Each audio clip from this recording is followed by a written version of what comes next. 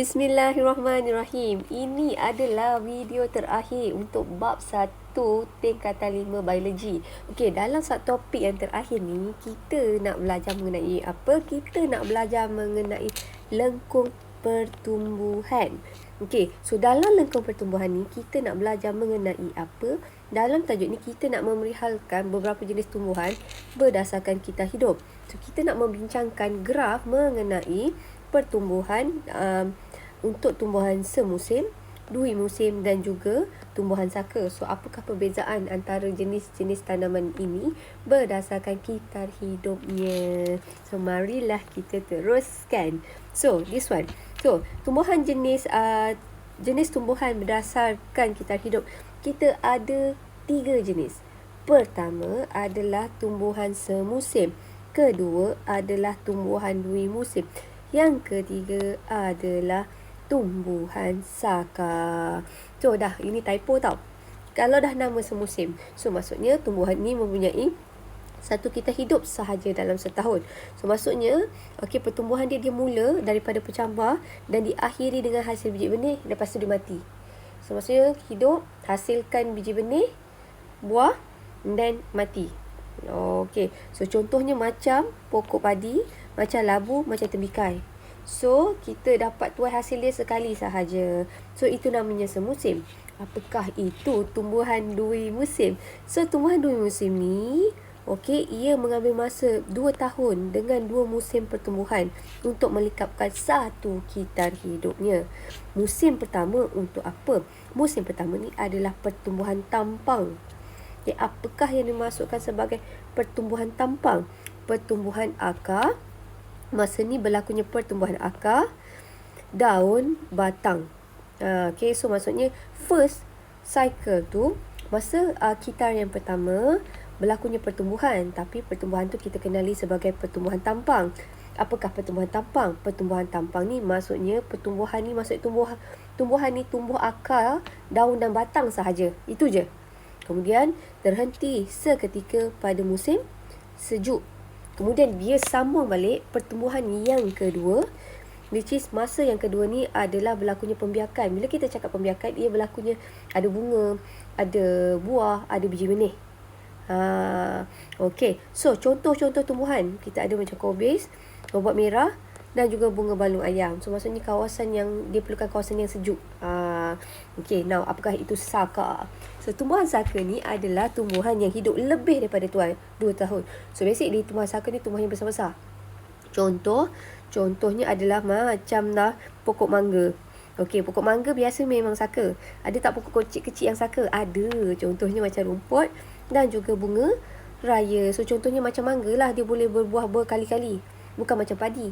Padi, dia tumbuh, dia menghasilkan hasil, lepas tu dia mati. Itu semusim.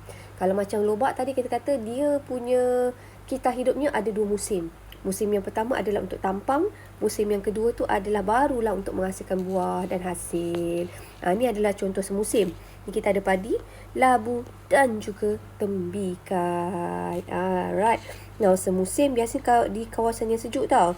So, contohnya kita ada kobis, kita ada lobak merah, balung ayam, kita ada biasanya kawasan-kawasan yang sejuk.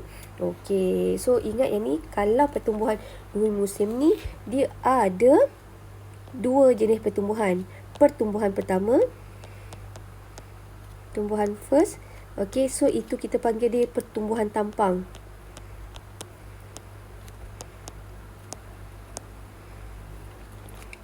Pertumbuhan kedua, ini adalah untuk pembiakan. Bila kita kata pembiakan ni awak ingat ia terlibat, ia menghasilkan apa? Ia hasilkan bunga, biji benih, isi. Alright. So kita tengok ni. Kalau saka, kalaulah saka kita kata dia punya kitar hidup yang lebih daripada 2 tahun. Dan jangka hayat dia bergantung kepada spesies dan juga keadaan. So, tumbuhan saka ni sebenarnya ada 2 jenis. Satu adalah tumbuhan saka berkayu. Satu lagi adalah saka tak berkayu, saka herba. Tumbuhan herba saka. Ni berkayu, saka. Ini herba, saka. So, kalau belah rumput, rumput masuk herba. Ini adalah rumput. Kalaulah berkayu, berkayu contohnya adalah pokok mangga. Okey, so kita teruskan. Okey, so sekarang kita nak belajar mengenai ini. This one. Ia punya kitar hidup. So, ini daripada graf dia tahu. Graf lengkungan pertumbuhan. Okay. Now, kalaulah dalam graf lengkungan pertumbuhan, kalaulah awak nampak di sini, lengkungan pertumbuhan yang pertama ni, ini adalah untuk tumbuhan semusim. Ini dalam tumbuhan semusim ni, kita tengok yang A. A ni apa yang jadi? Awak nampak jisim dia menurun. So, penurunan jisim. Kenapa penurunan jisim? Sebab masa ni tumbuhan ni belum berfotosintesis. Oleh itu, tumbuhan tu mendapat makanan daripada kotiliden. Okey, so belum ada fotosintesis. Kemudian peringkat B. Apakah yang berlaku pada peringkat B? Pada peringkat B, peringkat ni jisim kering. Okey, peningkatan jisim kering. Apakah yang dimaksudkan dengan peningkatan jisim kering? Yang masa ini berlakunya pertumbuhan yang pesat. Kenapa pesat? Ia menjalankan fotosintesis. Dah bayangkan yang ini dah ada daun. Bila dah ada daun, ada fotosintesis. Yang ini bayangkan dia baru nak tumbuh, nak bercambah. Apa orang tak saya lukis tu kan? Now, kalau D. D ni maksudnya dia dah matang tau. Sorry, C. C ni dia dah peringkat matang. Kenapa saya panggil dia matang? Sebab pertumbuhan tu sifar. Dia dah tinggi tu je. Dia dah takat tu je. Sebab dia dah matang. Sebab tu kalau sayur-sayuran dia ada certain stage tu sampai satu peringkat, kita dah kena tuai hasilnya. Sebab dia dah sampai situ je. Macam padi, kita dah nampak dia kuning, kita kena tuai hasilnya. Itu dah matang. Kalau tak lama-lama, okay, kalau kita tak pergi tuai padi tu, penurunan jisim kering. Sebab kenapa? Sebab lama-lama padi tu jadi kering. Jadi kering pula, jadi tua. Dan kadar fotosintesisnya adalah rendah. Dan keguguran daun dan bunga berlaku. Ataupun kalau kita biarkan je, nanti kan kalau padi tu jatuh, dia boleh tumbuh padi yang baru. Ini yang kita panggil dia penyebaran benih. Now, yang kedua. So, dalam yang kedua ni, okay, kalau awak perasan, ini adalah untuk tumbuhan dwi musim. So, kalaulah tadi kita cakap, apakah itu tumbuhan dwi musim? Tumbuhan dwi musim ni adalah tumbuhan yang ada dua lengkung musim. Okay, so pertama buat apa ni? Kedua tau. Okay, pertama, tumbuhan ni, ini yang tadi kita kata yang ini tumbuhan tampang. Masa ni pertumbuhan tampang kan? Tampang. So, tampang ni masa ni tumbuhan ni baru tumbuh batang, akar dan daun. Okay, alright, so fotosintesis. Alright, kemudian yang kedua ni kalaulah awak nampak di sini, pada pokok yang dua musim ni, makanan tu yang dihasilkan daripada pertumbuhan pertama ni, okay, dia hasilkan makanan simpanan. Yang ini ni nanti, okay, makanan simpanan tu akan digunakan untuk hasilkan bunga dan juga biji benih. Yang kedua ni ingat tak? Dia melibatkan pembiakan. Okay, now seterusnya, kalaulah pertumbuhan saka. Pertumbuhan saka ni adalah pokok-pokok. Ingat tak, pertumbuhan saka ada dua. Satu pokok herba saka, satu lagi berkayu saka.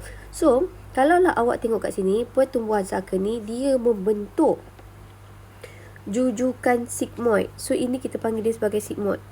Jujukan sigmoid. Tu jadi macam ni. So, kalaulah awak nampak jujukan sigmoid ni, okey, pertumbuhan pada setiap tahun berbentuk sigmoid. Dan dia berlaku sepanjang hayat. Ni maksudnya, ni satu kita, dua kita. Sekejap saya padam sikit. Ini kita kata sebab umurnya panjang. So, awak akan nampak ini ada 1 tahun. Tahun kedua. Ini adalah tahun ketiga. Ini adalah tahun keempat. Dan kalau pokok ni dia punya umur, kalau daripada graf ni, lebih daripada 10 tahun. Okey. So, kalau dah tumbuhan yang jenis ini, okay, awak tengok kadar pertumbuhannya pesat pada musim bunga dan musim panas. Kenapa? Sebab fotosintesis ni tinggi. Tapi kalau nak compare yang mana satu lebih pesat, bunga. Pertumbuhan bunga lebih pesat berbanding masa panas. Okey, kalau pula musim sejuk, yang ini kadar pertumbuhannya adalah rendah. Now, kita teruskan. Okey. Yang ini adalah eksperimen lengkungan bentuk lengkungan pertumbuhan dalam tumbuhan. Yang ini nanti tunggu kat sekolah, nanti kita belajar. Okey. Ini pun menarik. So yang ini kita akan cuba buat nanti. Muzik klasik, muzik heavy metal. Kita nak bayangkan macam tumbuhan ni benda hidup. So benda hidup ni sebenarnya dia ada perasaan. So muzik ni pun memainkan peranan untuk tumbuhan berikut. Alright. Okay, now kita nak tengok latihan. So latihan ni kalau awak tengok dalam practice formative 1.3, kalau you guys tengok dalam latihan 1.3 ni, pertama, nyatakan pengelasan tumbuhan berdasarkan jangka hayatnya. So pengelasan tumbuhan berdasarkan jangka hayatnya, kita ada 3 tumbuhan semusim. Semusim. Lepas tu kita ada pertumbuhan tadi dui musim, dan satu lagi adalah pertumbuhan saka. Okey, berdasarkan pengetahuan biologi anda, tentukan jenis tumbuhan yang terdapat dalam tumbuhan yang dapat mengekalkan kemandiriannya dalam persekitaran yang ekstrim. So dalam persekitaran yang ekstrim, mana satu pokok tu tadi kita ada 3 jenis. Kita ada semusim, kita ada saka, kita ada dui musim. Mana satu antara 3 ni yang boleh tahan persekitaran ekstrim, yang terlampau panas atau terlampau sejuk? Mana satu? Of course lah pertumbuhan saka. So kenapa tumbuhan saka? Kebanyakan pertumbuhan saka ni dia punya struktur yang dapat beradaptasi dengan persekitaran dan perubahan suhu. So basically kalau pertumbuhan saka ni, kalau lah awak tengok kat sini, kebanyakan ni kan, contoh kalau pertumbuhan saka jenis jenis berkayu, so dia ada flowworm dengan xylem secunda kan. So basically dia lebih kuat dan dia punya kemandiriannya adalah lebih tinggi. Dan satu lagi, kalau lah saka ni, awak bayangkan di sini, kebanyakan tumbuhan ni mampu berbunga. Dia boleh berbunga macam buah durian, buah mangga kan, dia boleh berbunga berkali-kali. Berbunga atau berbuah berkali-kali sepanjang hidupnya. So kalau dia banyak buah, so maksudnya dia banyak biji benih, so dia lebih lagi kemandirian spesies ni adalah lebih tinggi. So kemandirian spesies lebih tinggi. Last sekali, secara umumnya lengkungan pertumbuhan bagi ketiga-tiga jenis tumbuhan adalah berbentuk sigmoid secara tunggal atau gabung beberapa ciri sigmoid. Mengapakah lengkungan pertumbuhan ini terdiri pada jujukan sigmoid yang kecil, yang tadi kita panggil macam ni kan? Okey, sebab lengkungan pertumbuhan saka ni terdiri daripada beberapa siri sigmoid. Satu siri tu mewakili 1 tahun tumbuhan. So kalau awak tengok kat sini kan, dia ada banyak siri kan tadi. Yang ni kan, kalau kita nak bayangkan yang macam ni tadi kan. So ini ini ada katalah 1 tahun, 2 tahun, 3 tahun. So kita nak bayangkan dekat sini. Alright. So satu siri sigmoid ni macam ni kan. Sigmoid, satu tunggal atau gabungan. So sigmoid ni sebenarnya kita nak bayangkan ini adalah mewakili satu siri. Okey, satu siri sigmoid mewakili 1 tahun pertumbuhan.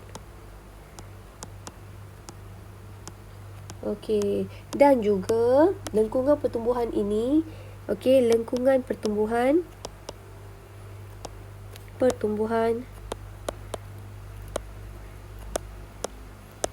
dipengaruhi oleh musim.